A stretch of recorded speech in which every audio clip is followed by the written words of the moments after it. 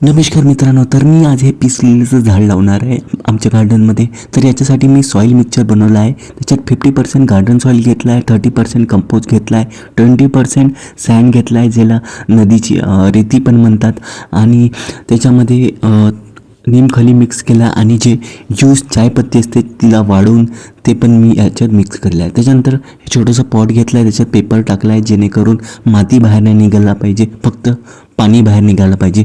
आणि हे जे माती आहे पीस लिलीसाठी हे वेल ड्रेन माती पाहिजे, म्हणजे पाणी धरून ठेवणारी माती नाही पाहिजे. त्याच्यासाठी मी याच्यामध्ये जी रेती होती ते मिक्स केलं आहे. तुम्ही याच्यामध्ये दुसरं पण टाकू शकता, ज्याला आपण परलाईट पण म्हणतो, ते पण रेतीच्या जागी तुम्ही वापरू शकता, ज्याच्याने जे वेल ड्रेन राहणार, जे पाणी धरून नाही राहणार. आणि हे इंडोर प्लांट आहे म्हणून याला तुम्ही डायरेक्ट सनलाईटमध्ये नको ठेवा, नाहीतर याचे पानं जळून जाणार आणि झाड पण मरून जाणार.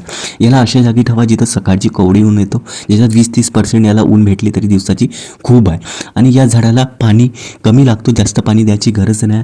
तुम्ही 2 दिवसाआड 3 दिवसाआड पाणी दिलं तरी खूप आहे. आता पावसाळ्याचे दिवस आहे म्हणून मी पण कमी पाणी देत आहे, जेणेकरून याला रूट रॉट नाही झालं पाहिजे आणि हे झाड चांगल्याने जगलं पाहिजे. तर तुम्हाला व्हिडिओ माझे आवडत असणार तर प्लीज फॉलो करा, आणि अशाच गार्डनिंग व्हिडिओसाठी माझ्यासोबत जोडून राहा. बोला रामकृष्ण हरी.